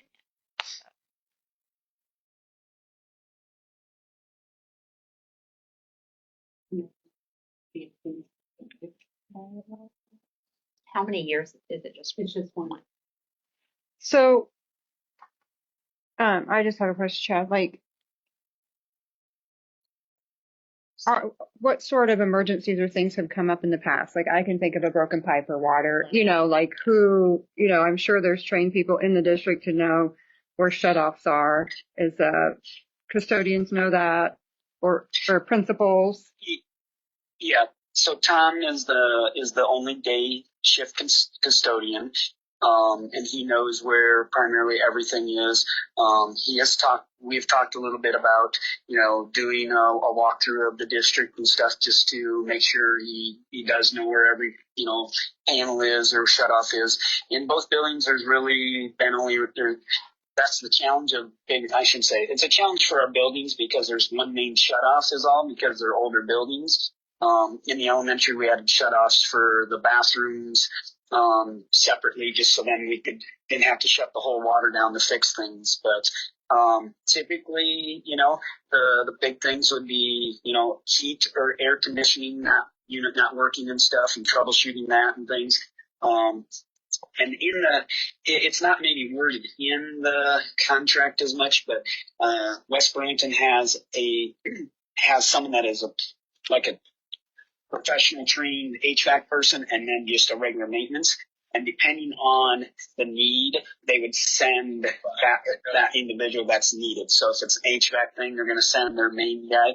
If it's more of just a toilet that's not, that's not flushing or whatever and stuff, then they would send someone else and things. But ideally, we would have them probably on a Friday, just with the new schedule, so then they could be repairing or doing things that are needed on a day when there's no students and things. So I think we have people that are well trained to do it.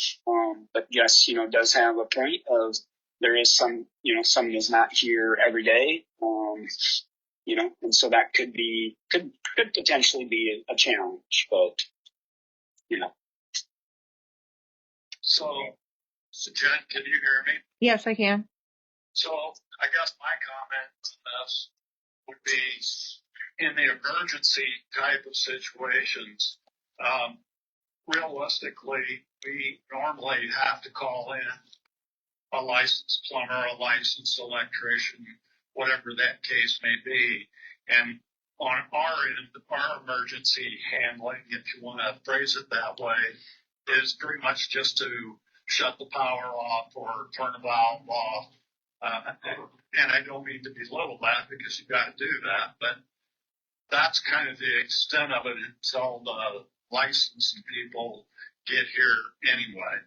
I guess my view is for a year with as wrapped up as some have been about money here and there, it sounds like, and correct me if I misunderstood this, our cost would be at 1 day a week would be roughly $11,000 to $12,000, and the following year we would recoup $32,000.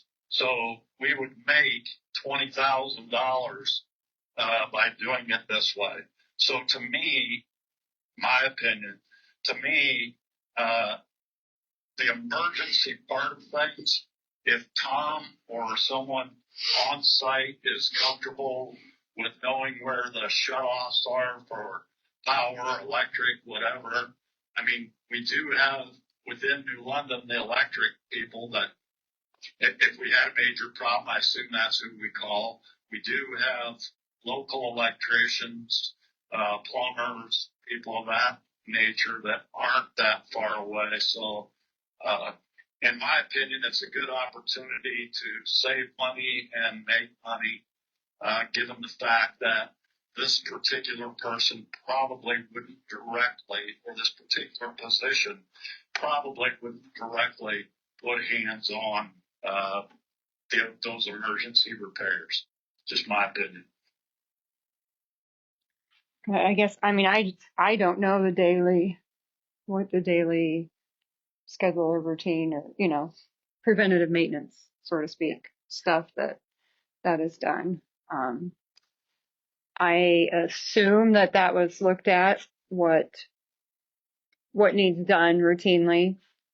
And Chad, if they were called during the day, they would be available to come over here for something? Yeah, and that's the nice thing is there's, like I said, there's two people. So let's say one person's sick or took a vacation day. There's another person. They're 20, 25 minutes away. And so they would be on call on any day, and we just have to adjust that.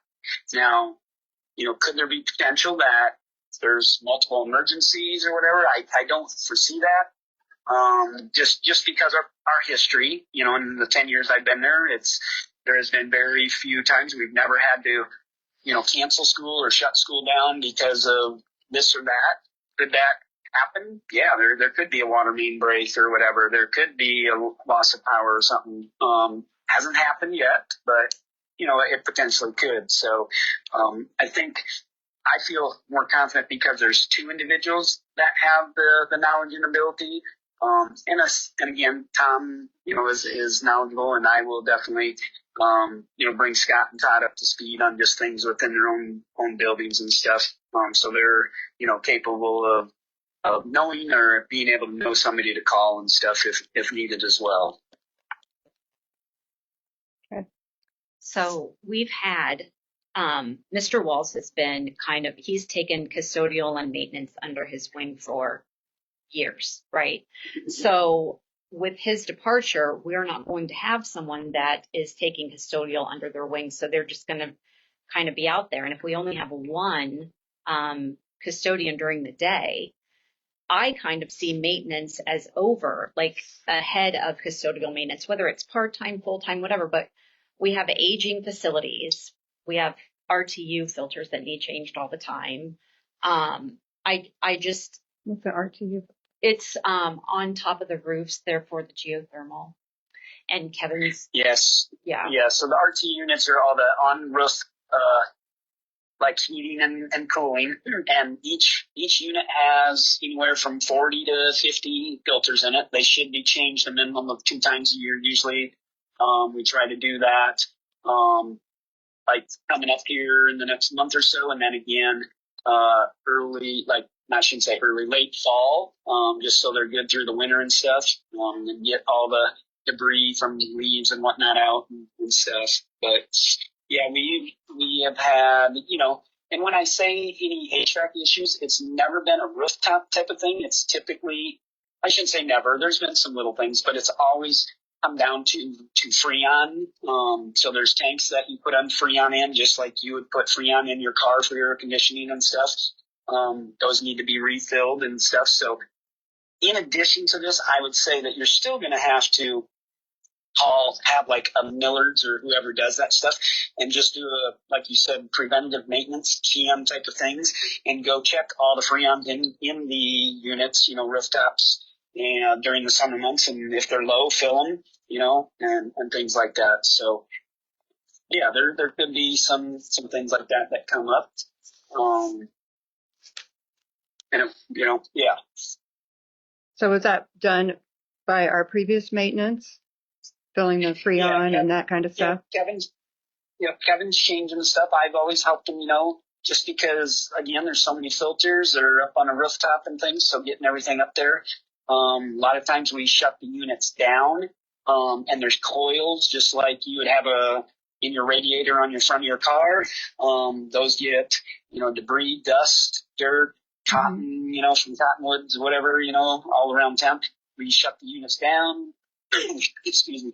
We we get a hose out and we spray them out. You don't want to use a power washer or any hard force because it could, it'll bend those coils and stuff and plug them up. So it's just time consuming. And usually you want to do it on a day that's nice, and you hope it's not 95 degrees though, because then it's a little too hot. But yeah, that's something that this individual would do those things. And like I said, during the summer, instead of 1 day a week, he might do, 3 days just to do all of that work, and then he would be there. He'd be on call the other times and stuff. But yeah. That would be a scheduled maintenance. Yeah, yep. Those are scheduled maintenance things that need to go on. And then inside the building, when you walk down probably nobody really notices when you walk down the halls. If you look up at certain ceiling tiles by certain rooms, you'll see like a little thumbtack sticker or something.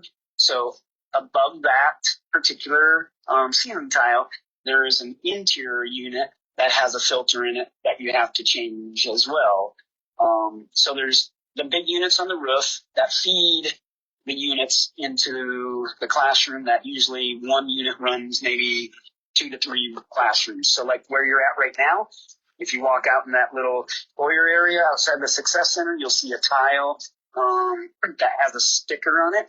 And that up there's a unit sitting up there that runs the heat and air to the Success Center and the 2 other rooms right by that classroom. So those are distributed out throughout the whole building, both upstairs on the main level there and upstairs, and then obviously in the basement. Like in the elementary, we don't have rooftops. We don't have central, like geothermal. We have individual furnace and air conditioning units that are split between 2 classrooms. And I will tell you, that those, like Jess said, those are some of this stuff is aging. Those are probably the oldest, I would say. We have not had to replace one furnace or AC in my 10 years. And I think they have been there probably at least, maybe a good 8 to 10 years prior to me. So some of those units could be sitting at 20 years old, so, the good thing about that is as you replace, if they were to go down, you would only replace one at a time. And a unit like that isn't going to be, a rooftop's going to cost you an arm and a leg because you get a crane, get it off, put a crane, put it on. It's probably, I'm going to guess a rooftop could be $300,000-$400,000. A classroom's going to be, whatever a furnace is and similar to a home. So it's probably going to be, a $3,000, $4,000, or $5,000 unit is all. So. Okay. Yep. All right. So we have a motion on the table that we need to vote on. All those in favor of sharing maintenance 1 day a week with West Burlington? All those in favor? Aye. Aye. No, Opposed? I suppose our facilities are aging and my opinion, we need to keep up with them. I'm trying to figure out why we've paid for a full-time maintenance man if we could have gotten by with a 1 day, but everything that he just said sounds like a lot to me. I mean, if we pull our janitors to do some of this, isn't that going to take them from their work too during the day if we have to pull them for something? So what's your vote, Becky? No. Okay. Thank you. Okay. Henry County. Got that doing? Henry County School Resource Officers. Rich. Jess should have. Rich there, Jen? Rich is here. Yes, Rich is. Okay, perfect. I'll let him speak. All right, so we're ending our 3rd year in agreement with the school resource officer. We had Carlos Lopez the first year. We had Preston Roberts the last 2 years. I think we've developed a good working relationship between our county and your school. I think it's been good for the students, the faculty, and the community to have that school resource officer in the school.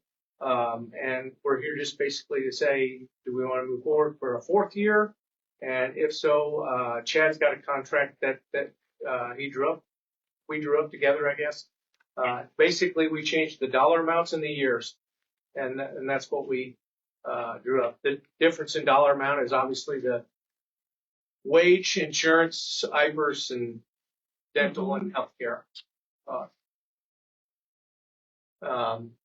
Chad and I did have a brief conversation. We've done a 1-year contract each year, which kind of leaves the sheriff's office a little bit vulnerable on what we're going to do moving forward. So I am offering that we can freeze that dollar amount if you want to do more than 1 year at a time, instead of renewing it every year and having a dollar change. And that was for 3 years, Rich? It's open for discussion, but yes, 3 years is what we're proposing. Okay. Yeah, and I'll just add a few things, and Rich, you can chime in as well. Sure. So obviously, with our change in calendar, there's going to be a cost savings there. Even, it'll be about a wash sort of with the increase of amount and stuff. The other thing is is, Rich, you can clarify this or whatever. Since he is hired by the county and stuff, if Preston has to take a day for his family, any type of leave, whether it's for work related or family or whatever, which might be, I don't know, maybe this year he had a few appointments that he needed to do with his child. It might have been 4 or 5 days. Maybe there was a day or two of training. Rich does not bill. We do not get billed for any day that he does not come. He uses his leave. That's reimbursed, and paid for by the county. We don't get billed then for a sick day or a personal day or vacation day or whatever. So we are billed for only the days that he is on site and serves our district. Correct, Rich? Only for time that he's at the school is the school bill. So if you guys have a week off, you don't get a bill. We put him to work around the rest of the county. If he takes a personal day or a vacation day or sick day, that's on the county's dime. Your bill is basically the only time he's here. It's not commute back and forth. It's just strictly time that he's in the district. Yep. And usually, and what we have been responsible for is 8.5 hours a day. We have him there, a little bit prior to school just to help with making sure, kids are showing up and or not showing up, but traffic and things like that. And then if we do adjust his schedule, we've been flexible with him. If we want him there at an event, where he'll go a little early, he has done prom, and things like that. He's maybe been at different events, not for really a little bit of both, for a little bit of maybe presence, but also just, again, him connecting and with our kids and families and stuff as well. So it's been like Rich says, we're ending the 3rd year, and it's been a really nice working relationship. And Preston has done a fabulous job the last couple of years. And I think we can just continue to grow this position, along with the buildings and the building principals and stuff like that. Now we did this coming late summer. He's going to DARE instructor school, so he'll be eligible to put that into your curriculum and teach DARE in the future. And a little bit of correction to what Chad said about his hours. We schedule him 8.5 hours, but that includes his commute time. So we only bill you when he's here. It's a half hour a day. So essentially, if he's coming to the school, we're billing him for an 8-hour day. Okay. Rich, excuse me. Rich, Mike McBeth, how are you? Good, Mike. How are you? Good. Hey, I've got 2 questions. First of all, am I hearing this correctly? Is there a possibility even for us to act on potentially tonight to lock this into a 3-year deal where the price that we would pay remains the same rather than adjusting yearly based on you guys' raises through the county and so on and so on? That's what I'm offering. If you want to do a 1-year contract, we'll renegotiate it a year from now. If you want to lock it in for 3 years, I'll eat the cost of that pay raise or insurance cost premium going up or whatever, just to lock it in. So we're not putting costs for training and so forth into it and losing it next year. I'd like to lock it in a little longer. Right, which we know maybe not as much as you guys like or deserve. We know you guys' costs are going to go up every year. Sure. You're going to get the raise and everything else. So, yep. Okay. My second question here in regard to Preston, who we have now, and I believe Preston's doing a wonderful job, but agreed. Is this, as long as Preston is with you at the county, will we receive the same person, or do you rotate this by any chance? But do you keep Preston locked in, I guess, unless there's some unforeseen circumstances? Yep. To be blunt, Mike, we'd still have Carlos here if we hadn't had a change in need. So Preston will be locked into that as long as he's employed and in good health and working for the county, as long as we let him renews their contract with us. Yeah. All I was getting at there is I hate somebody that a staff established, or been here and established a good, what I feel, a good relationship with Yep. the kids, all of a sudden have to start over, with a new person for whatever reason. But Well, Mike, I think the cost for us for the training to send them to the basic school resource officer training courses, the DARE program, that kind of stuff is costly for the county. So I think the same as you, to leave them in there is great. And the one thing we haven't talked about in any of these contract negotiations is the difference it's made for the student police relationship. So we have an officer for Winfield working in Winfield. We have Mount Pleasant working in Mount Pleasant. We have Preston working here. The east side of the county is kind of covered. The young people, specifically the K through 6 kids, it's amazing when we go to their home for drama or trauma, the relationship that is developed right here in your building that carries over, and they hug Preston or one of us deputies when we get to a violent situation at their home or a car crash. And when you see kids from other parts of the county or maybe places where they don't have an SRO, dramatically different response. The kids are scared of cops. Their parents have told them for years, put your seatbelt on or they're going to arrest you. Where we've broken that ice, and what's the value of that? It's amazing. They're more at ease and comfortable with us. And when it comes to crisis, they're more apt to open up and be honest and tell us what's going on rather than shy away and be scared of us. good.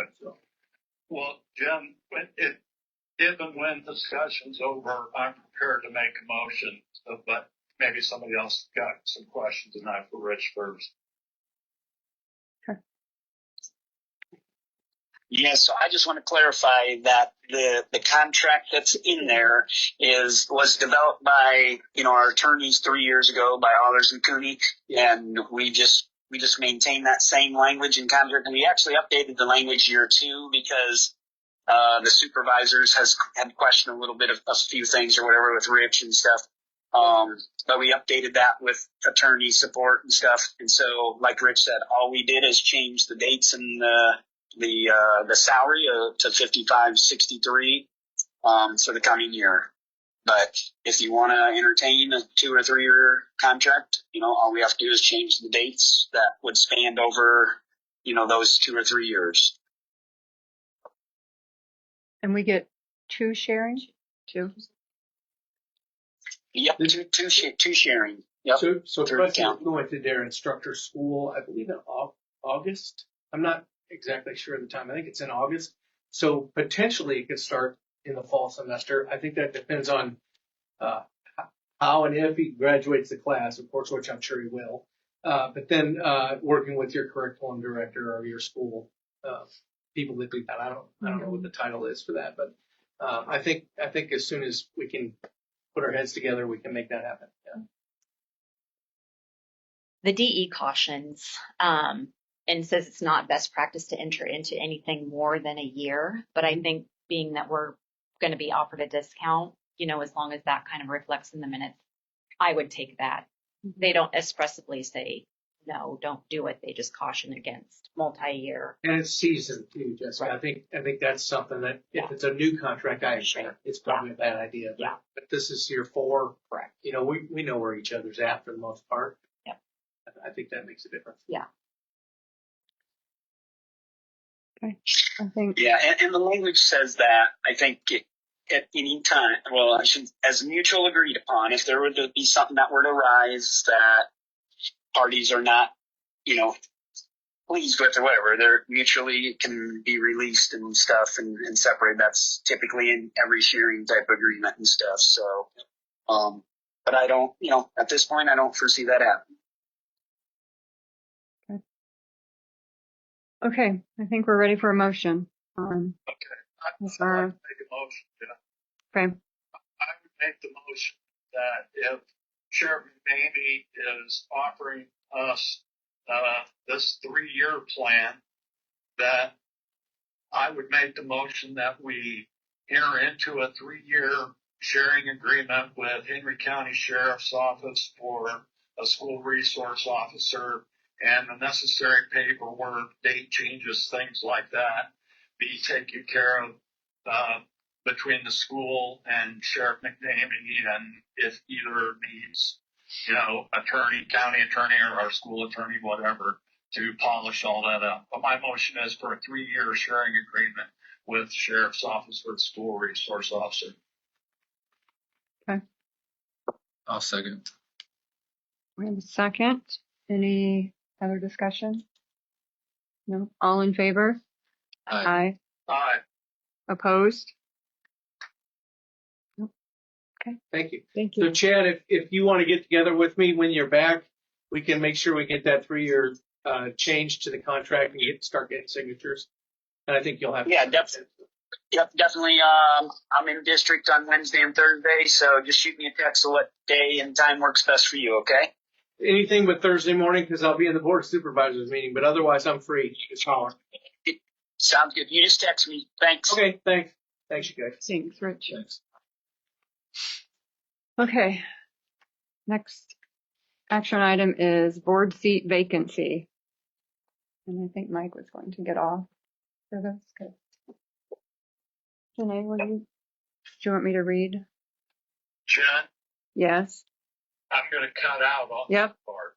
Yep. So, thank you. Thank you.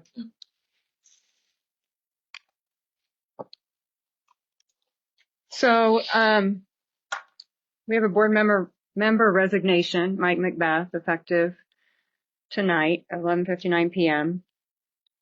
Pursuant to Iowa Code 279.6, the New London School Board published a notice. It will be out. It'll be out in Thursday. No. It's not going to be. Yes, because it has to go through the Gazette's legal department. So it won't be in the paper until July 25th. June 25th. My gosh. I'm looking at the life. So with that being said, it will run for 2 weeks and it notifies eligible electors of our opening and the right to file a petition requiring that the vacancy be filled by a special election. The petition must be received by the board secretary within 14 days of that publication, which would be July 9th. So, a petition, for details of signatory requirements, they can contact Janae. Just for people to know that, Janae has contacted the Henry County Auditor and they shared that a special election would cost the district probably between $5,000 to $10,000, depending on the number of voters. So, that in consideration, everybody who's watching know that that could cost the district probably closer to the $10,000 mark. I know a neighboring district has had one. They're larger than us, and it was quite a bit over 5,000. So, that will run for 14 days. If there is no petition, then the board, right now, we need to set an expectation of candidates' interest in filling the position. So what we want to do is decide how we want anybody interested in filling the position to submit papers, whether we want them to submit papers or they would go to Janae.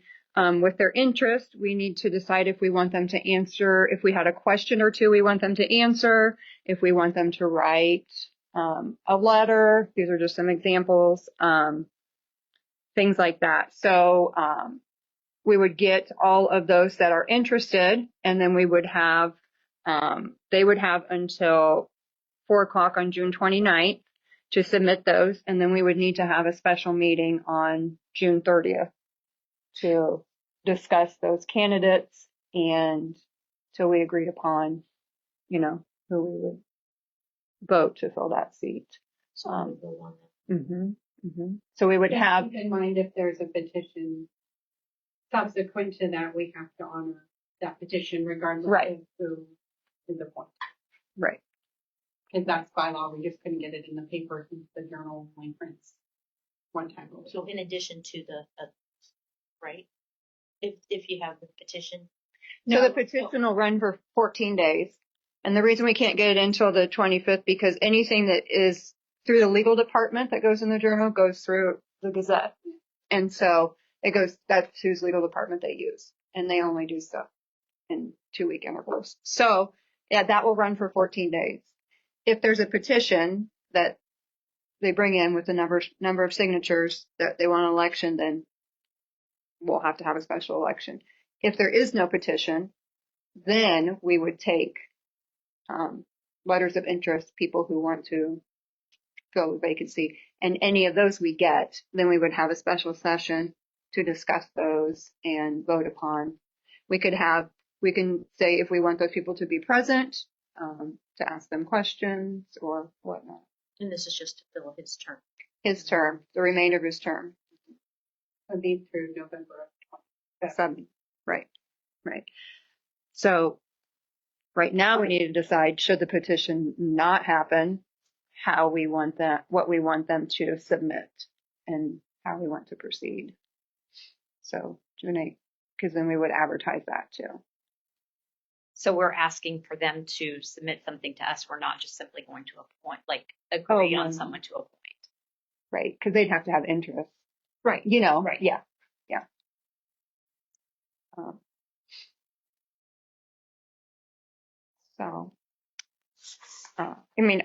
I would suggest that we have them write a letter of an interest, and maybe why are they interested in filling the seat on the school board, and we could come up with question, maybe 1 or 2 that we would like them to answer, and then have that into Janae by a certain date.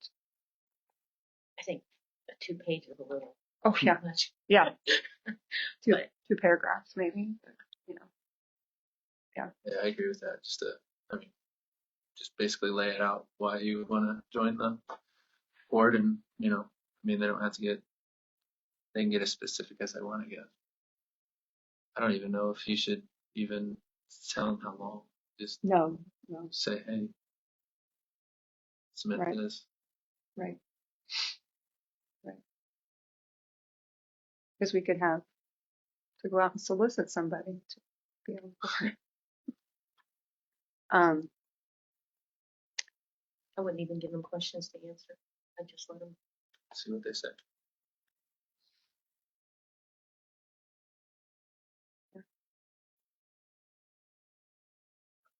I would like them to be present at whatever board meeting we have then, to decide, on the 30th, candidates to be present. I guess my concern, and I guess I just want people to know this, is that there will be, if there is a petition for an election, then we could only have one person turn in their papers that they want to run, but we'd still have to pay for this election for one person. Although there could be a write-in,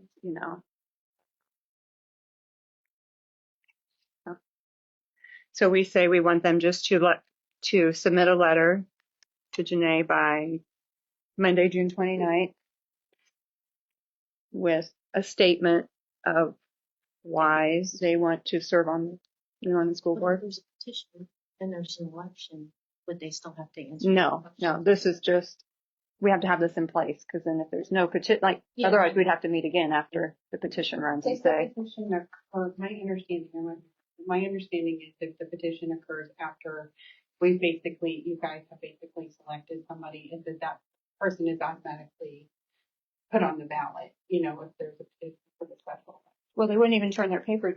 We would know if there's a petition or not in 14 days.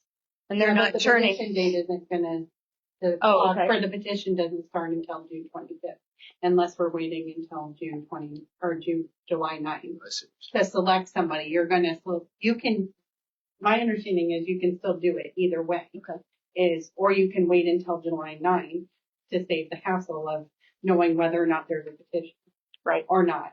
Right. Instead of I think initially when we discussed that June 29th and 30th, Yes. we thought it was going to run. We needed to move those dates. So- Right. We need to move those dates. So, Because we technically have 30 days to fill the vacancy from, so we would have till July 15th. so you can yeah, run the that's processes concurrently. It doesn't really matter if the appointee takes position before the expiration of the petition time, is my understanding. If a petition is filed, then that person would automatically be on the ballot for a special election, is my understanding. but you can do it either way. Well, I say wait till after those 14 I think days. it's easier, that's my opinion, if you wait. Yeah, we talked about changing the dates in there. And So it can let be me any see. time from this. So it will Resignation is effective at tonight. tonight, so you can accept them at any point in time from tomorrow till July 9th. Okay. And then our regular board meeting's the 20th, but we're gonna have to meet like the 10th or 13th or 14th. Or you can meet on the, when you like, right? On the 15th, you know. I mean, Because it's at I don't know what people no way, get. sometimes it expire at midnight. That's the soonest you can do that, is tonight. Right. Well, we just need to decide on what date we want them to put in their letter of intent by, so you can get that published. We don't have to decide on a date tonight for the special meeting, because we're going to be together before that.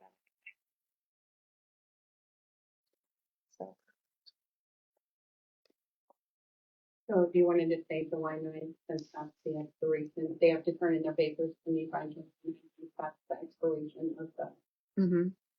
petition timeframe. And so at that time, then We'll know whether there's a petition, or I'll have all the applications. if you know there's a presented to the petition, board. I think you could contact those people and say, there has been filed for a petition.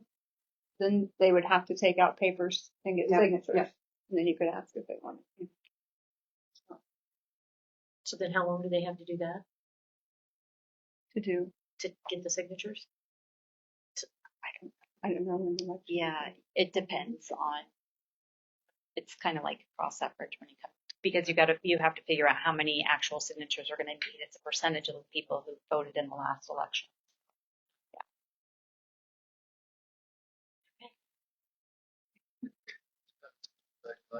July 9th.